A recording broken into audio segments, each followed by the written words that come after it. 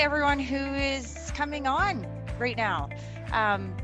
Really appreciate everyone that's here and that's joining us, and we're gonna get started. So welcome everybody. And whether you're watching on Zoom or whether you're watching on Facebook, I want to say hello and welcome. You may notice, if you've been watching, that my background looks a little bit different this week. COVID-19 has affected us all in different ways. And for me, 2 of my children have moved back in. And so that means that my office is no longer my office. It's now a bedroom. So I'm out in a little nook in my home. So that's a little different for me. So we'll see how this goes. Strict instructions for everyone to stay in the rooms until I'm done. So anyway, welcome to Airtime, brought to you by Elevate Aviation. This series of the webinar is designed to explore the people inside the aviation industry who we think will inspire you and bring you something that you can take back into your own life and help you create a life you love. That's what we want for everyone. And today's guest is if this man does not give you inspiration, we quit. We just quit. At Elevate Aviation, we also have many mentors who can help you on your path in aviation. And like always, I want to encourage you to email us and sign up to either become a mentor with us if you're in aviation and you want to do that, or to get a mentor. Visit us at elevateaviation.ca to learn more. I truly believe in the power of mentorship. And if you're out there doing it alone, you don't have to. There are people who actually want to help you on your path in aviation. So I hope you are all having a wonderful morning so far. I hope you can grab a coffee, tea in my case, sit back, relax, as we speak to former astronaut and current film star, John Herrington. I didn't write too many questions myself today because I just figured we're just going to have a conversation. And for any of you who are watching, I figure there's going to be some questions today. So throw out your questions. Don't be shy with your questions. We'll try to get to as many as we can. So who is John Herrington? Well, I was in Winnipeg last year at a conference, and I didn't really want to go because I had just been in Mexico where it was like plus 30, and Winnipeg happened to be minus 30, and I went straight from one to the other, and I was not all that excited. But then, and I don't know, John, if you remember, but somebody introduced me to this man and said, I would like you to meet astronaut John Herrington. And in my head, I was sort of thinking, I really try not to judge people. I really try not to judge people. I'm proud that I don't, but I do remember sort of thinking, oh, this is nice. You know, we'll have a little handshake and off he goes. But that's not what happened. We actually ended up talking, and we had a great time. And it was a wonderful conversation, and so we've sort of stayed in touch ever since. So I'm just so grateful that he offered to come here. Well, I asked him and begged him. No, there was no begging involved. No, not at all. So I want to tell you a little bit about him. John Herrington is a retired. I'm talking about him like he's not like right here. John Herrington is, a retired United States Naval Aviator and former NASA astronaut. In 2002, Herrington, I'm reading from your bio, Herrington became the first enrolled member of a Native American tribe to fly in space. Very impressive. Selected by NASA in April 1996, he reported to the Lyndon B. Johnson Space Center in August of he reported to the Lyndon B. Johnson Space Center in August 1996. He completed 2 years of training and evaluation, qualified for flight assignment as a mission specialist.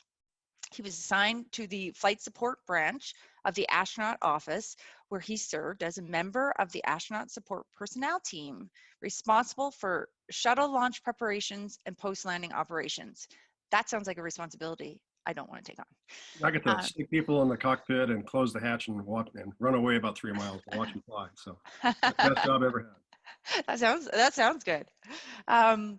So John was selected as a mission specialist for the STS-113. I don't know what that is. The 16th Space Shuttle. Yep, Space Transportation System, STS. Perfect. Up and back. Yep. Okay, thank you. So it was the 16th Space Shuttle mission to the International Space Station. Endeavour was launched from the Kennedy Space Center on November 23rd, 2002, to deliver the P1 truss segment, which provides structural support for the space station radiators. We're going to find out all about this later. But during his mission, he performed 3 spacewalks, totaling 19 hours and 55 minutes. In 2004, he served as a commander on Nemo 6 mission aboard the Aquarius underwater laboratory. We're going to find out a little bit more about that. He lived and worked underwater for 10 days. That would be very scary for a lot of people.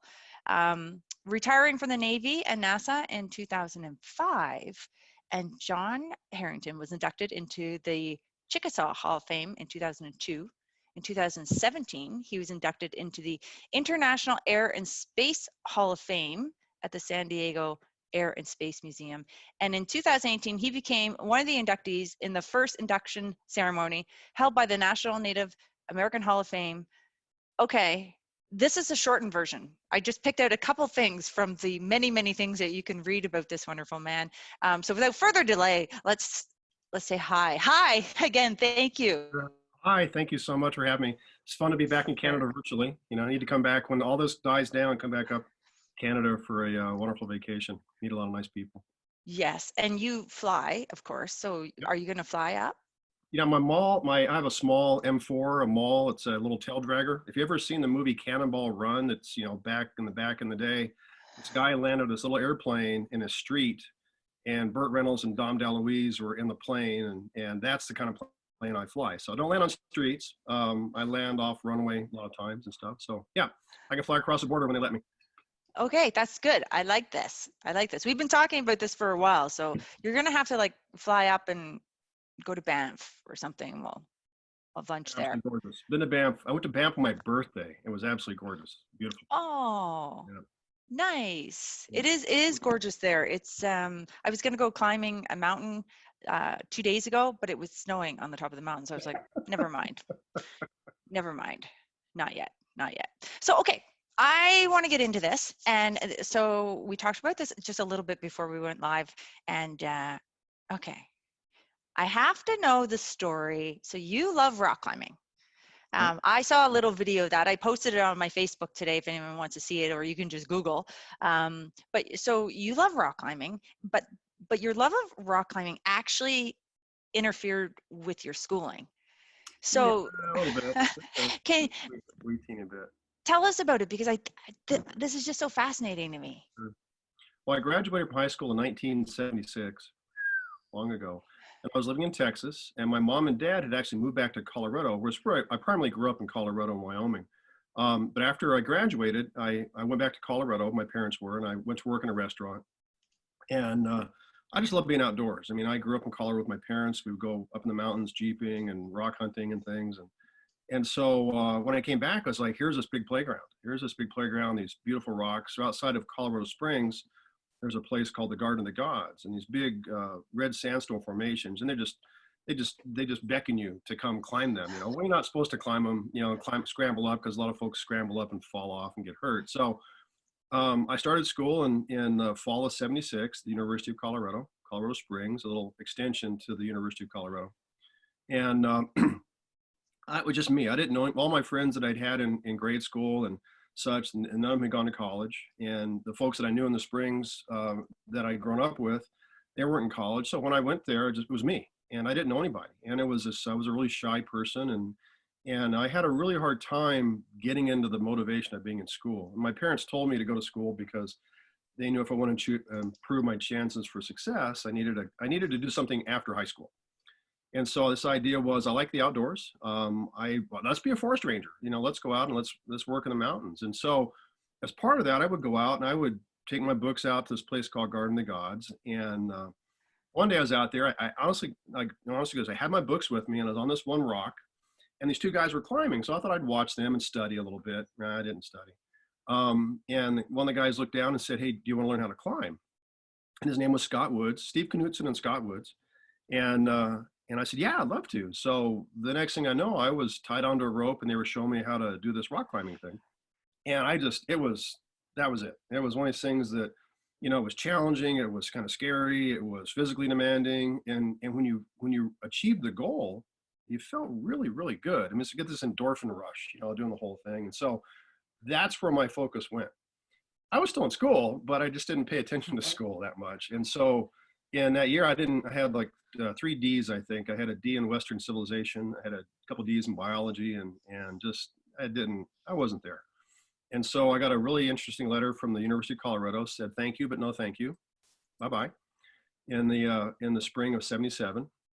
And so I thought, okay, well, let's figure out what I want to do. And I stayed to work in that restaurant. They sent me to Texas for a few months, and working in Fort Worth, Texas in a restaurant. I'd go to work at 2 in the afternoon, work till like midnight, play poker and drink until like 3 in the morning, and then go back to sleep and do this thing. And I got into this, like I hated it.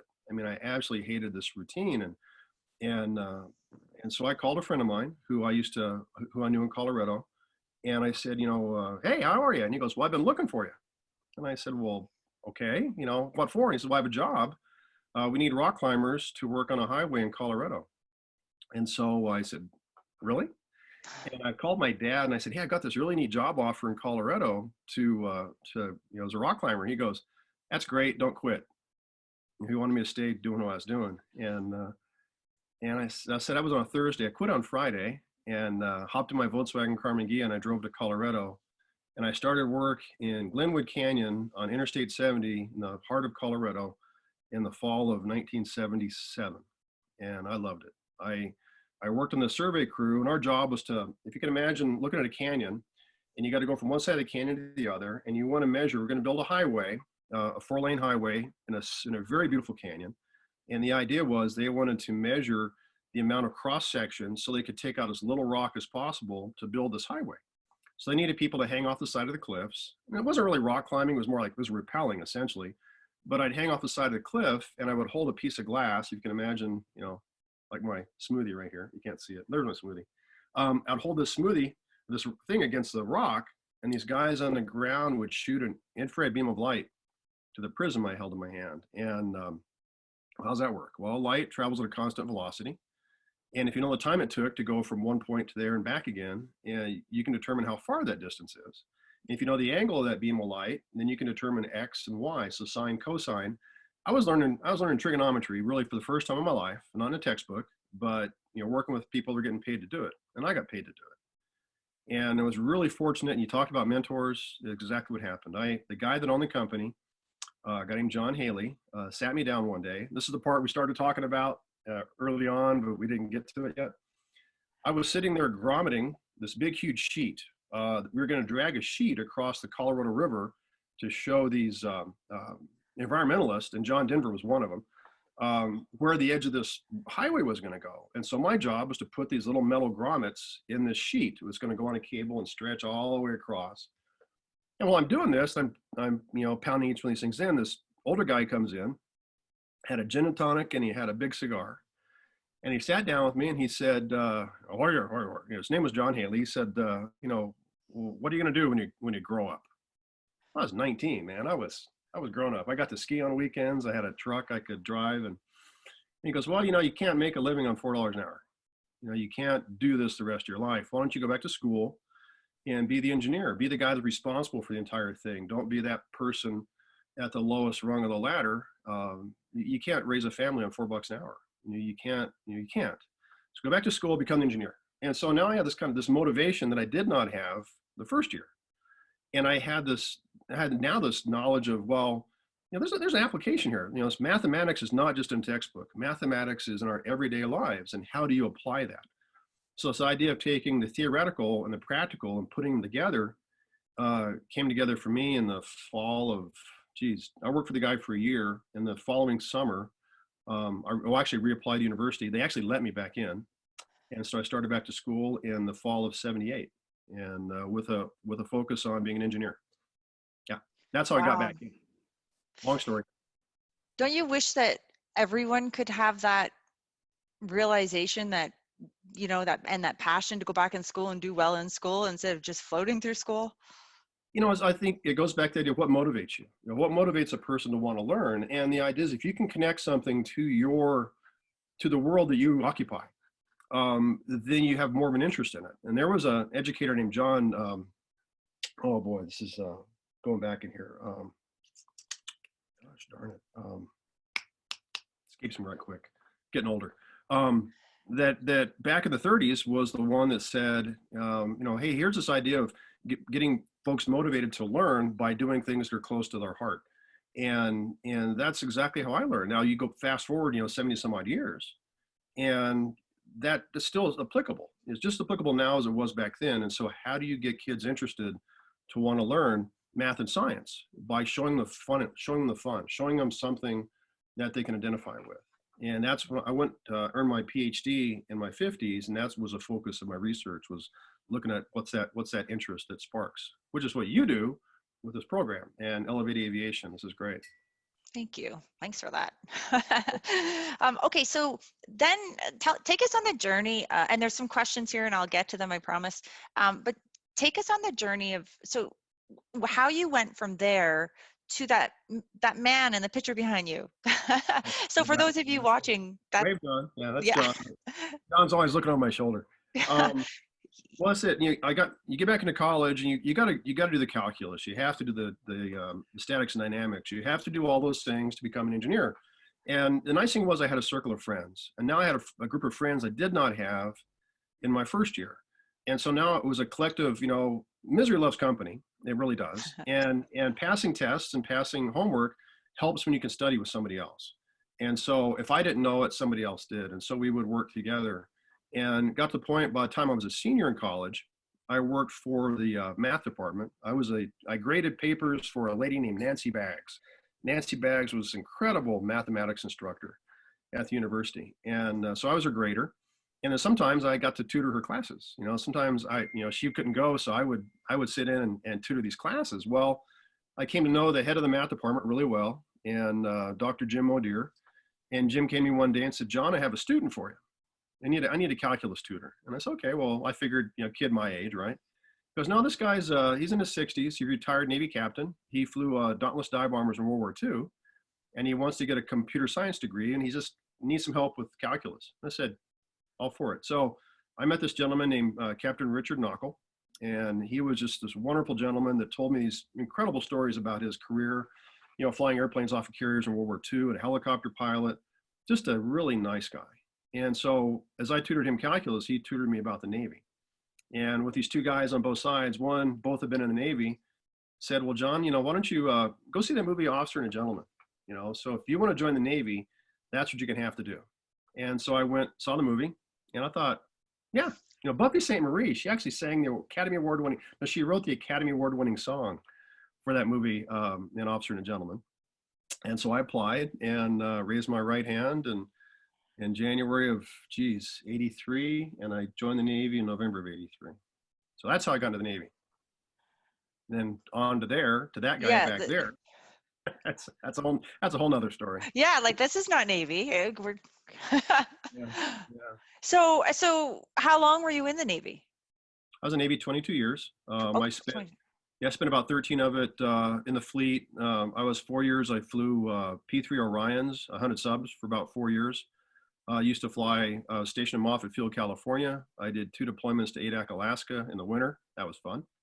Then I did 1 deployment to the Philippines, QB Point in the Philippines during the monsoons. That was fun. Wow. I learned to fly in bad weather. But I learned the idea of responsibility and the idea that, flying with a group of people where you're responsible for their safety, you get to know your stuff really well. And there's a feeling of satisfaction that comes from doing something that's challenging, being at rock climbing, being at schoolwork, being at flying an airplane in bad weather. And to be able, and I'd land in these really bad storms in Alaska, and I'd roll out and snow on a runway and winds, and people come up and pat me on the back and say, "Hey, good job, Mr. Herrington. They didn't realize your feet were shaking on the rudder pedals." Wow. You work so hard, but it makes you feel good. It makes you feel like you're capable of doing something. So then one day you just woke up and said, "I want to go to space." Well, that started when I was 8 years old. I used to sit in a cardboard box and dream I was going to the moon back in the 60s, because that's what we did. And my brother and a guy named Lynn Miller and myself had this big refrigerator box at Lynn's house, and we would climb in it and pretend we were Apollo astronauts. We'd sit 3 abreast. And, I dreamed about doing it, but I never thought it was something I could accomplish. That wasn't, those guys on TV, that they weren't me. And it wasn't until much later, when I was in the Navy, I realized if I wanted to achieve the dream I had as a kid, that you need to be a test pilot. and need to get an advanced degree and to be competitive. So I applied to test pilot school yeah, when I was in the Navy. Most of my colleagues went to work for the airlines. I applied twice, and the second time I was selected. Wow. Woo. And went and did that for a year. Probably the toughest school I've ever been in was United States Naval Test Pilot School. That's the best test pilot school too. And Air Force guys will argue. But I realized that all the plaques, they have plaques of all the graduates that had gone before you. And so as you're walking out to the plane, you can see these plaques, and I would stop and you'd see names like Alan Shepard, first American in space, Jim Lovell, Apollo 13, John Young, Captain John Young, who actually hired me, which is pretty cool. These are the people that went before me. So if they can do it, why not? I have the requisite skill set. If you don't apply, you won't be an astronaut. And so I applied a couple times, got a master's degree to be competitive, and applied again. And lo and behold, I got interviewed, and I went down and told the story I'm telling you to about 15 different people that sat around the table and asked me questions about for everything from, well, tell us what you've done since you're in high school. That's the question they ask you. So you can rattle off the story, and they stop you and ask you questions like, why'd you do that? Are parts hard to get for your Volkswagen? Oh, yeah. And, well, do you change the gains on a Kalman filter when you change accelerations and velocities? So, I mean, it ran the gamut. But it was a chance to tell my story, and I guess it worked. So, wow. What did it feel like when you were accepted? Did you think this is it? Like, it was a fabulous phone call. Fabulous phone call. The story behind that phone call is I was working in a program in Washington, D.C., a place called Crystal City. And it was a secure facility. And my phone had 3 messages on it when I came to work that morning. And one was from a friend of mine who I flew with. It said, hey, they're going to announce who's being selected today. I'm like, how'd you find out? And the next call was from a guy named Dave Leetsma. And Dave was the head of flight crew operations at NASA. And I was told, and all of us in my class that interviewed were told, if you're selected, one of 2 people will call you, John Young or George Abbey. John Young, twice in every vehicle except Mercury. George Abbey was the head of the Johnson Space Center. So if either of those 2 guys call you, you're in. Anybody else calls you, you're toast. So I get this phone call from Dave Leetsma, and I didn't know who Dave was. And so I felt, I wanted to get it, but I didn't think I would. But when you know you're not getting it, you go, brr. So the second message was from Dave again, and Dave says, John, I really need you to call me. And I said, okay. So a friend of mine was sitting next to me, and I called him. I was sitting there, and I said, hey, Dave, this is John Herrington. He goes, well, how are you doing this morning, John? I said, not too good. So I didn't think I'd been selected. And he goes, well, maybe it'll make you feel better. How'd you like to come to work for us? wow. I stood up. I honestly stood up out of my chair at attention, and I said it'd be an honor. It would be an honor to work for NASA and serve my country. And my friend looked at me, and he goes, and I went, and he takes off out of the office. And the next words out of Dave's mouth says, so John, I'd appreciate if you wouldn't tell anybody. We need to do a press release. And I thought, oh boy, hired and fired in the same phone call. Wow. That was great. Fabulous feeling. Fabulous feeling. Did you realize at the time that you would be making history? No, I did not. It did that. So that wasn't part of any of your thinking, and that was just an amazing bonus. I thought when I got down there, one of the ladies from Equal Opportunity Office, Estella Gillette was her name. I remember all these names. It's pretty cool. Yeah. And she said, hey, John, you belong to the Chickasaw Nation, Oklahoma, a citizen, right? And I said, yes, ma'am.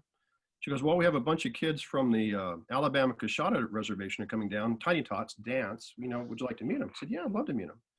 And then I found that, meeting these folks, and I realized that I was in a unique position that I'd never been in before, that no one had been in before.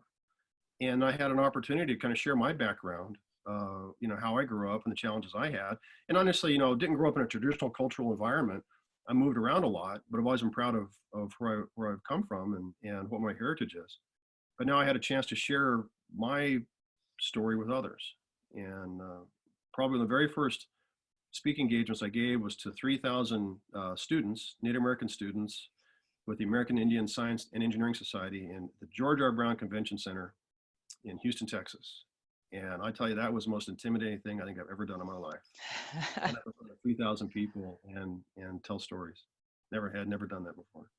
Wow. Well, I And know that you go around and you speak now, and you're a motivational speaker, and we'll get into that, but I have to ask a couple more questions here. So I'm going to go with one that kind of goes with Captain McKee's question. He says, the spacewalk must have been wonderful. Can the training prepare you for the actual wow factor? But before you even answer that, like, start with what it was like that moment when you're sitting waiting, the countdown's on, you're about to go into space. Like, are you, any regrets at that moment? oh, Like, no, no. what am I doing?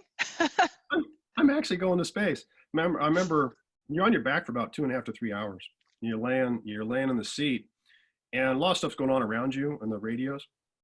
But we were playing word games. The crew. We were, game called Think It, Link It. One of the guys came up with, and one of the guys fell asleep. You could hear him snoring on the ICS. But inside of 9 minutes, the T-9 is when stuff really starts to happen. And so you really get focused. And it was at about 30 seconds before engine ignition, I thought, I'm really going to go to space. I'm really, no kidding, actually going to go. And before then, it was just sit, and I'd been in that position before with other folks that had flown. And so the excitement of it was, I'm actually going to go. And then the engine's light and the solids kick in, and you're a good swift kick in the pants. That's a good way to put it. So no fear? Yeah, I think all of us realize that something can go wrong, but I think their training makes it to the point where in any skill in aviation is that know your systems as well as you can, because you have to solve problems when the systems fail. And it's not just knowing which switch to throw, it's knowing why you're throwing that switch. It's knowing what powers that switch. It's knowing the details behind it. It's not just rote memorization, it's a matter of understanding why you do it. And they give you so many malfunctions, you can't simulate the excitement of launch. You can simulate the stress of launch by giving you so many malfunctions that you're totally focused on solving these problems. So as a flight crew, that's what we did. I was a flight engineer. I sat between the pilot and the commander, and the PLT, the CDR and the PLT, as we say. And my job is to help them work the checklist and to do abort boundaries and things as we're going uphill. So you're so focused on it, you can't sit there and let the fear of the fact that there's about 500,000 gallons of stuff on the other side of the wall that's highly explosive that could ruin your day pretty quickly. You can't focus on that, because if you focus on it, you can't do your job. Can't. So on the ground, when you're watching this on TV, there's a moment when everyone cheers, they're all excited it launched. Is there a moment inside like that you cheer, like we got here? Or well, one of the things my commander said, he said, I don't want anybody whooping and hollering on launch. I don't want you to go. He says, do your job. I want you to be focused on doing your job. And Jim Weatherby was my commander, great guy, very, very focused. This is 6th flight in space, and 5 times as a commander. So Jim knew his stuff. And so the idea is, be professional, do your job, and then when you get it done and you achieved all the things you're supposed to achieve, then you can have fun. And that's exactly how we did the mission. I mean, it wasn't yeehaw, wee, it was all here, yee, but you do your job, and that's the important part. Wow. Okay. So I'm going to go back to Captain McKee's question. So the spacewalk must have been wonderful. Can the training prepare you for the wow factor? And what was it like? Like, can you walk us through what that felt like? Sure. The training is done in a pool in Houston, Texas, called the Neutral Buoyancy Lab, about 200 feet long, 100 feet wide, about 40 feet deep. And they actually have full-size structure of the space station in the water in different elements. And so you learn the process of doing your procedures. You learn how to go from exiting the airlock, to getting out, translating down the truss, where your different tasks are going to be. And you practice all those. Well, you got a camera right in front of you with a safety dive. You got a safety diver, you got a camera here, you got 2 safety divers, you got all these people, incredible choreography, helping you through this process. So you know how to handle the tools. But, when somebody hands you a real power pistol grip tool, a powered ratchet, they hand it to you, you're in the water, you're neutrally buoyant. Also, you got 2 or 3 pounds in this hand, you start doing this. Right. Doesn't happen in space. You got a 3-pound wrench, It's not 3 pounds. It weighs nothing. And so you have to deal with that challenge now of having something heavy in your hand, and it gets really tiring. You spend about 6 hours, roughly 6 hours in the pool on a dive, and you are spent. I mean, you're really spent. In space, you don't have a safety diver. You don't have a camera in front of you. There's nobody around you except the other person, and you're on your own. And so, you're not in the pool. You work against the water because you have to float, be neutrally buoyant, so you get that sensation of being weightless, but you're not. You weigh something in the suit, and so in space you weigh nothing, zip, and now the water's not working against you. So in the water, it's hard to start and it's easy to stop. In space, it's easy to start and it's hard to stop. And so the idea is to go slower. Slower is faster. Don't get out of control. Don't, watch where the tether is. Watch, where you're following this crack. Essentially, it's rock climbing. It's rock climbing 220 miles above the Earth on a man-made structure, a human-made structure. So, Who knew when you were rock climbing that this would be your future and you would ever refer back to it? It's mind blowing. Yeah, it is. It's essentially the same type of thought process. It's knowing where your hands go. It's knowing where your rope is. It's knowing where your protection is. It's knowing, how to get from point A to point B without getting tangled up in it. The neat thing is you're falling, but you're not hitting anything. You're falling around the Earth. You're traveling around the Earth every 90 minutes, and you're in this constant free fall. You're just falling with everything else, and that's just an incredible sensation. Absolutely incredible sensation. Yeah. That's so amazing. Okay, I have to get to a couple questions here. Here's a question from Trevor. How do you spend the night before liftoff, and what thoughts go through your mind, especially regarding safety? I think just, up to that point in time, you've been so busy, and you're still, we were learning things at the very, to the day before launch. We were actually having to do different procedures for different things they came up with. And you're so focused. I remember I slept pretty well the night before I flew. My launch was at night, so I essentially slept into the daytime. And you get up, crew quarters, you have breakfast, fabulous place to be before launch, and then you get suited up. You watch the commander play a card game, and he has to lose before he can go. And let's see, what else do we do? I forgot the name of the game. Anyway. You walk out, and you ride out to the vehicle in a we call it the Astro van. So I slept pretty well, ate well. Wow. Okay, here's another one. This is from Brian Ewenson. I'm probably not saying that right. Good to see you. Hey, Brian. Tell Brian hi. Okay. Yeah, we're friends on Facebook. Woo. Okay. Did I get his name anywhere right? I don't know. Okay, can you discuss your path post-NASA to your degree in education and the value of lifelong learning? Sure. Like I say, retired in 2005. I did the Nemo mission before I retired, but also was assigned to a space station mission. I was going to fly with two Russians, Oleg Kotev and Fyodor Yurchikhin, and I was a commander and a backup to a Russian named Pavel Vinogradov. About Expedition 14, I think. But I was diagnosed with osteoporosis. I was in Russia at the time, and I got disqualified from long duration flight. And I came back and made a really tough decision to leave NASA, knowing I could never fly in a space station, but I could fly in a shuttle again, but we weren't flying a shuttle. So I got enticed away to work for a commercial space company called Rocket Plane. And the idea was to fly paying passengers in space, maybe fly twice a week instead of once every 4 years. And then we bought a company called Kistler Aerospace, and then we competed for a thing called the Commercial Orbital Transportation Services Agreement.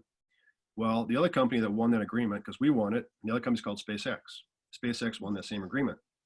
Yeah, okay, well, you remember Rocket Plane Kistler? You've ever heard of Rocket Plane Kistler?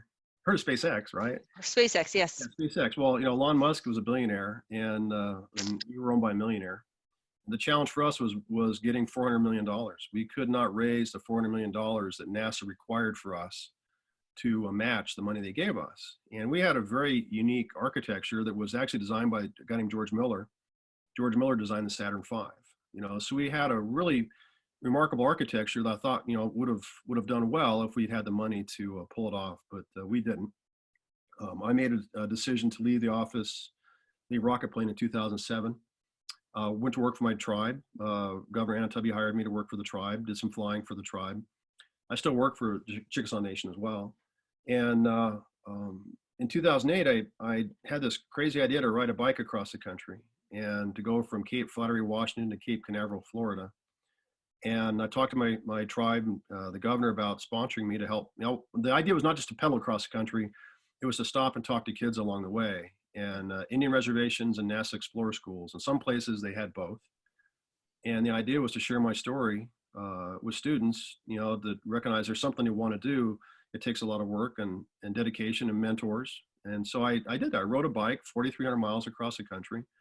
That ride, fundamentally changed my life. I pedaled into a town called Lewiston, Idaho in August of 2008. And the woman that was my host took me around to the Nez Perce Reservation and up to the University of Idaho.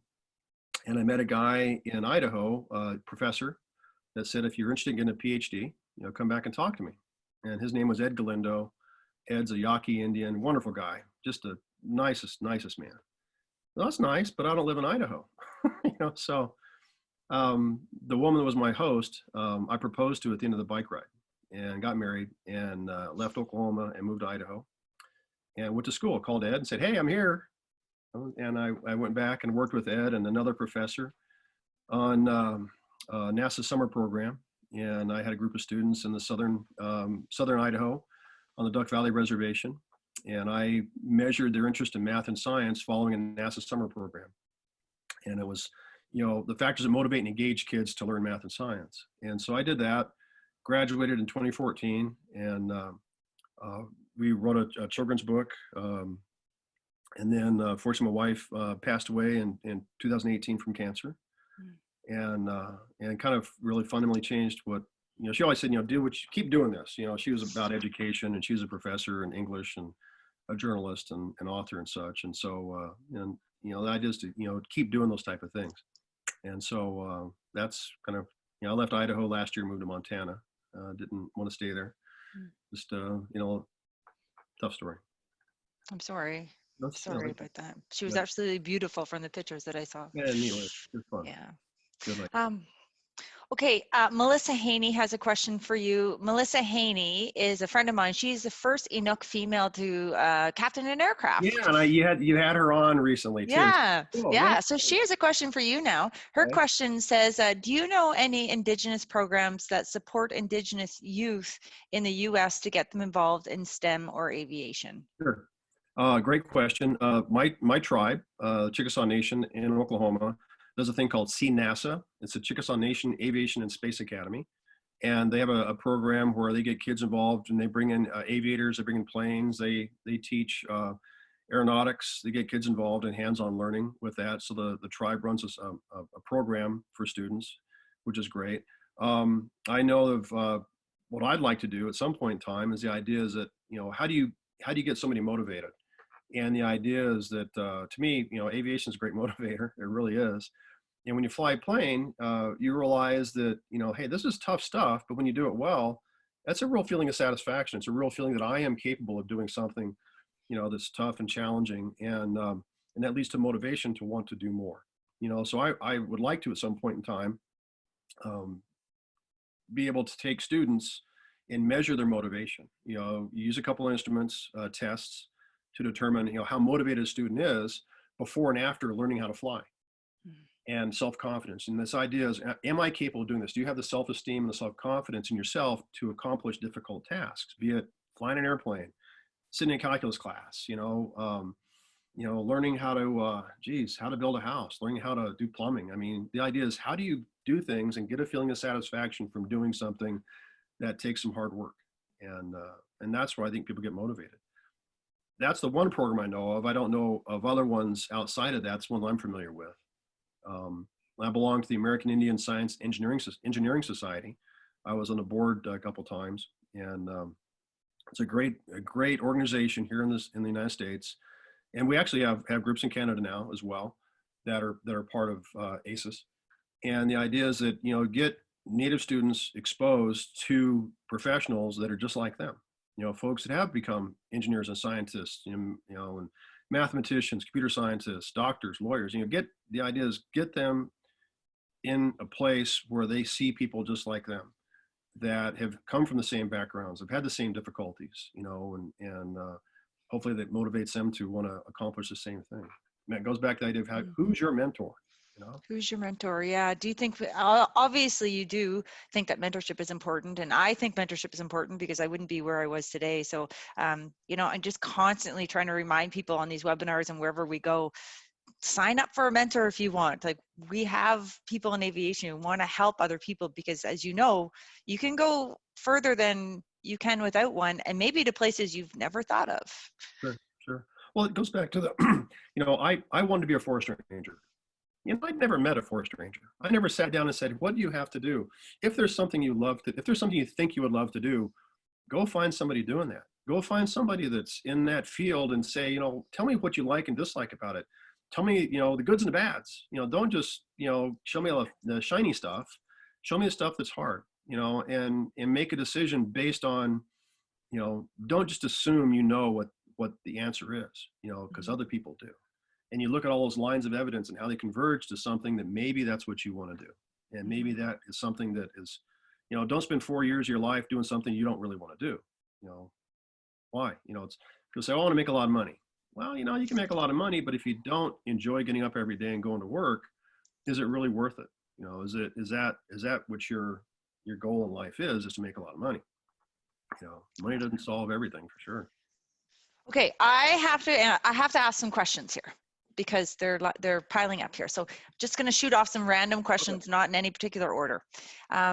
Has he written any books? I know you have. That was on our list. Do you want to talk about your book for a moment? A children's book called Mission to Space. Is published by the Chickasaw Press. White Dog Press is the children's version. My tribe published that. It's great. It's kind of got real pictures of me growing up and shooting rockets and training as an astronaut. And then in the back, it's got a Chickasaw vocabulary that bases on some of the words that are in the book. And I think it's great. I'm writing my own book. We'll get through. One day it'll get done one day. I start, it's like, okay, what do I, where's the story end? It hasn't ended yet, and it hasn't. I've got incredible number of things I like to put down, and it's not about making money. It's about telling a story. It's about, letting people know, what makes you tick and who helped you tick. Okay. Next question. Do you ever get jet lag in space? Jet lag in space? You get tired in space. We don't, if you go to sleep when the sun goes down, you wake up 45 minutes later. Okay. Sun comes up, goes 16 times a day. Sun up, sun down, sun up, sun down. So you go to sleep based on when your sleep schedule starts. And your schedule starts from the minute you lift off. It's called mission elapsed time. I have a watch that you start, and that's what the computers are based on. So I may have, you work for 16 hours, you sleep for 8. First night, couldn't sleep. Maybe you got 2 hours of sleep. I tried to sleep in the airlock, and I was up against the wall, and it's minus 200 on the other side, and you get kind of cold, you get kind of hot. Anytime you close your eyes, you see these little flashes of light, kind of pop into your vision. It was really hard. Then I got really tired. I worked so hard, and I got so tired. It was easy to go to sleep. Wow. Okay. I'm going to keep going. Sarah has a question. What are the most valuable strategies you developed around mental discipline, and how did those develop? Mental strategies. Wow. It goes back to this idea that, it takes a lot of hard work to do something well.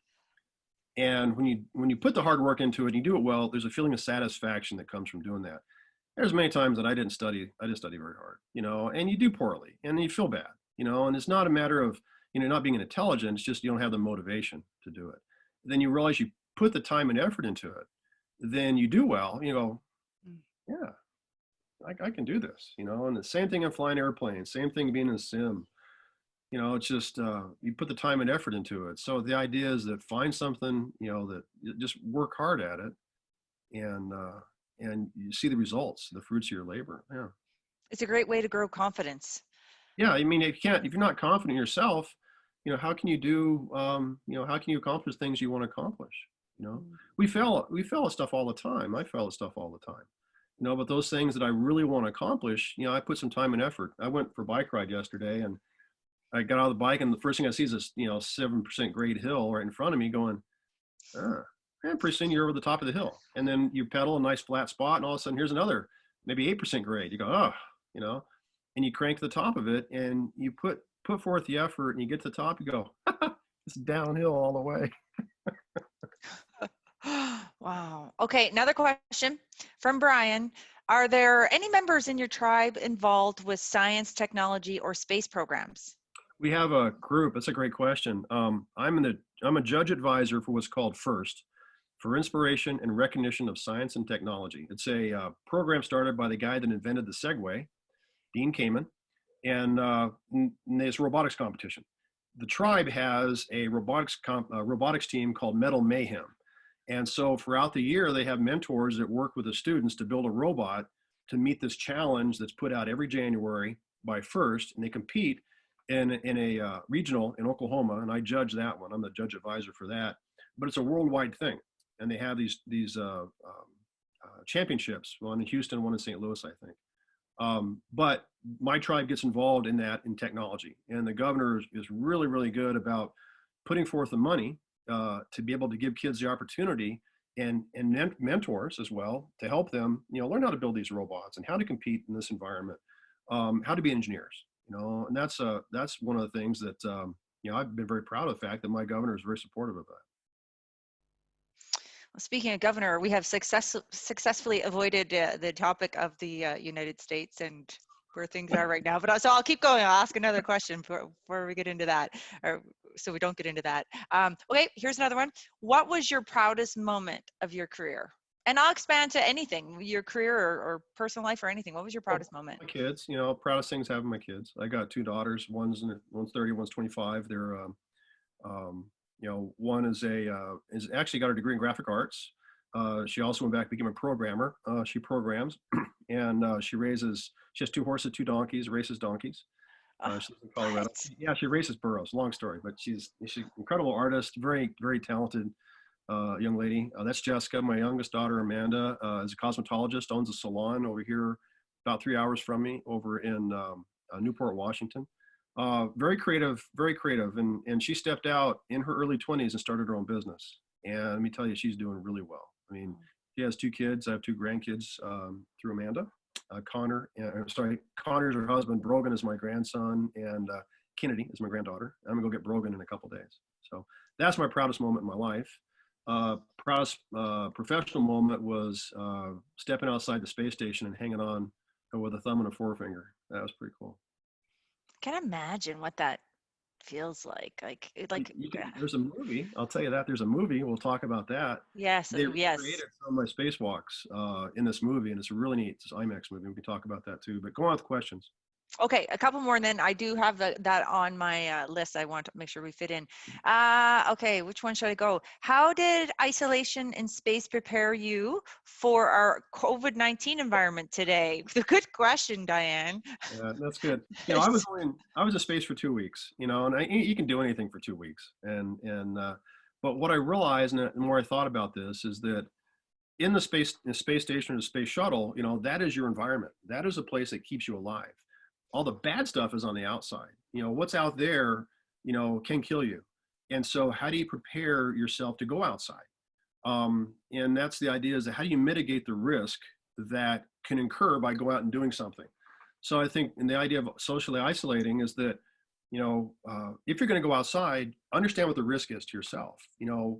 Wear a mask, protect others. If you're sick, don't go outside. The idea is that you want to be able to protect yourself and protect those around you. So being socially isolated on the space station was neat because our healthy environment was inside of where we were. And we stepped outside in a spacewalk, we prepared to be in that environment, to minimize the chance of getting hurt. And, I thought that to me was very applicable to what we're doing now. How do you take care of others, not just yourself? It's just not about me. It's about the people around you too. See, everyone can tell why I like you, why I just fell in love with you in Winnipeg. Okay, here's another question from Rick. Hey, John, where did you take your first flying lessons? I was your neighbor at Fort Brown and had no idea that you had started flying early on. Rick Moore. Rick Moore. Hey, Rick, how are you? Fort Brown. My dad worked for Singer Kerfoot over in Matamoros, Mexico. And I moved to Brownsville, Texas when I was probably ninth grade, ninth and 10th grade, I think. And well, hey, Rick, nice to hear from you. Wow. First flying lesson was my dad. My dad was an instructor pilot. We had a little Aeronica Champ, a little tail dragger when I was a little kid. And then he bought a Cessna 150. And he sold that when I was about 15. And I said, I never earned my pilot's license, unfortunately. I didn't earn that till I was in the Navy. So my dad actually gave my first flying lesson, and he would let me fly the airplane, and he'd lean over me and take pictures out the window while I'm flying. So I was comfortable in an airplane, and it makes a difference when you first start flying in the Navy, because it's a lot of stuff that comes at you really, really quick. I'll be darned. Hey, Rick. Aw. Okay, good. I'm That's glad not I got to him.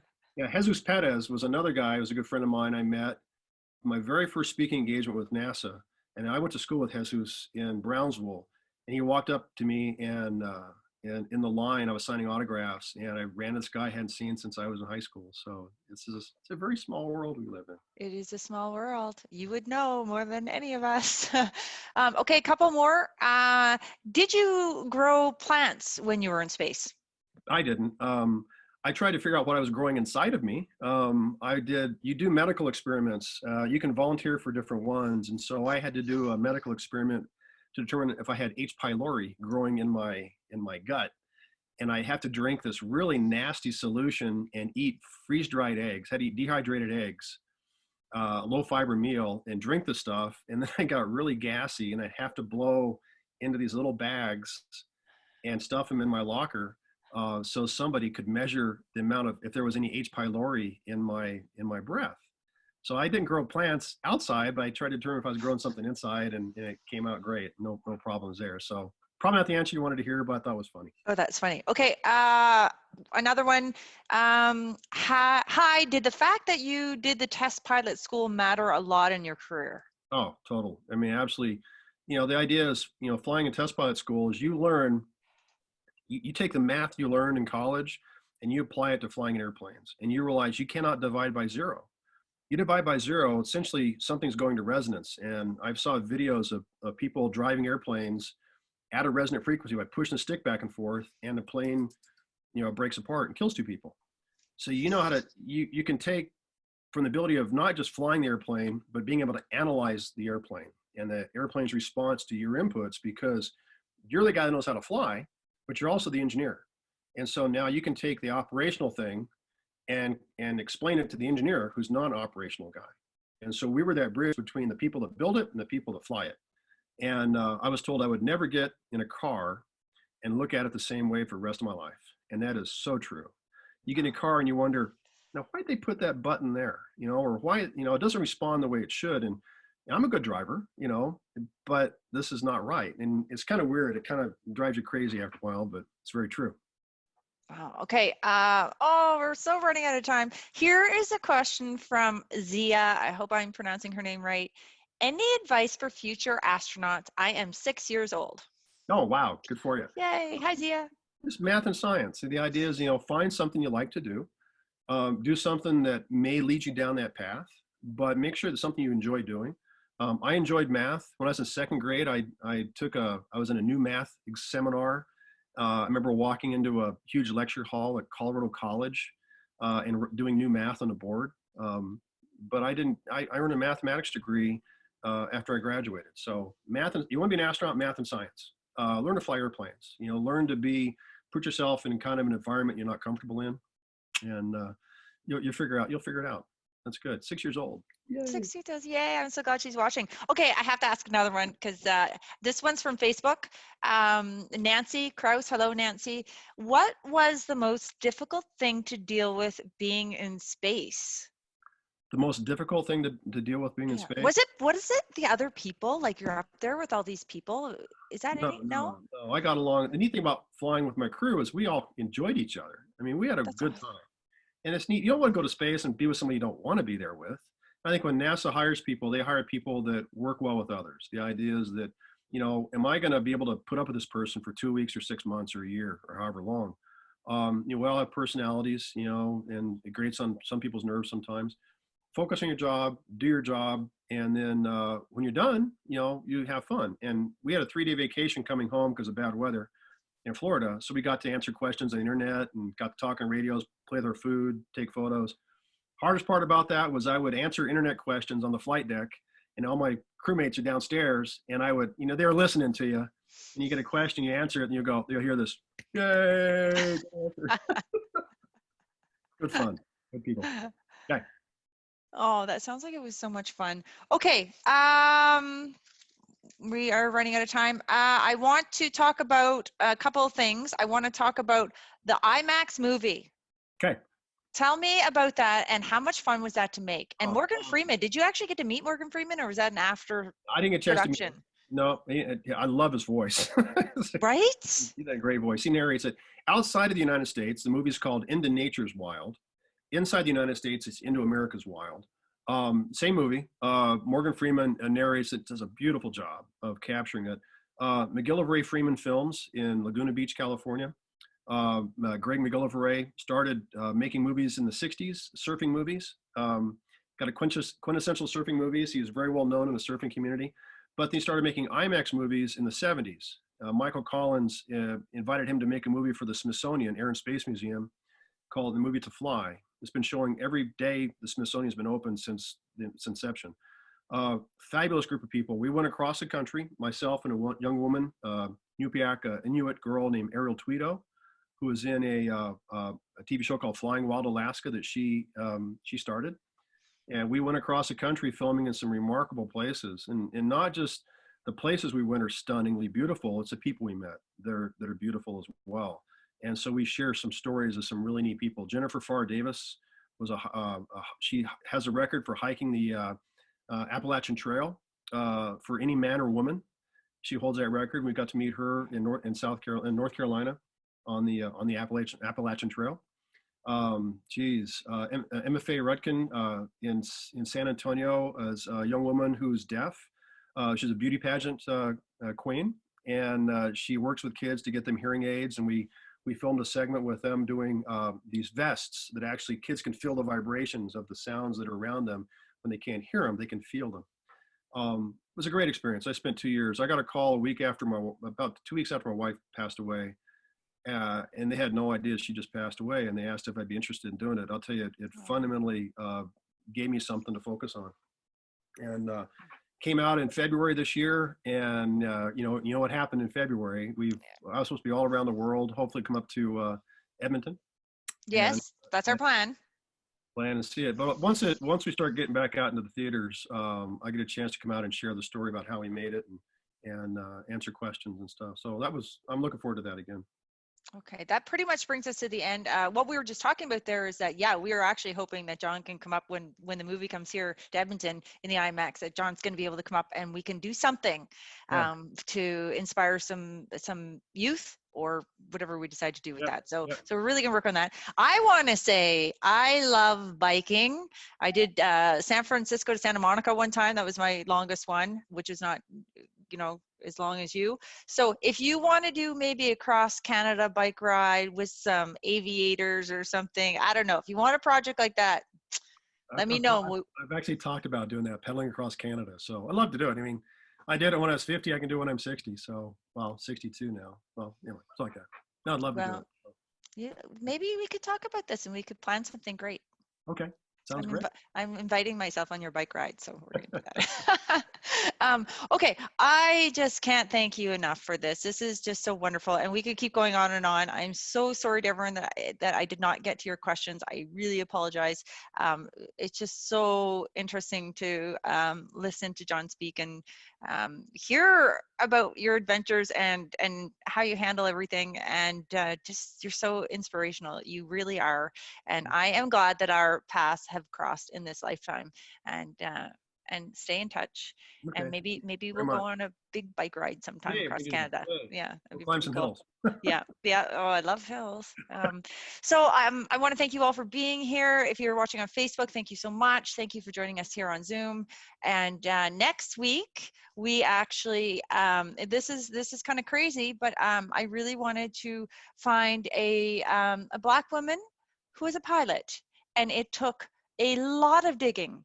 And I finally found this wonderful lady named Zoe, and her and two other women are going to come on our panel, and we are going to talk about it's going to be a platform for them to speak on what's going on in their world right now, and how being a Black woman in aviation is, and what they want to share with us. So can't wait for that. So join us next week. And again, thank you so much for being here, John, and we'll stay in touch. Okay. Bye. Okay, thanks for the conversation. You're Okay, welcome. okay, bye, bye everybody.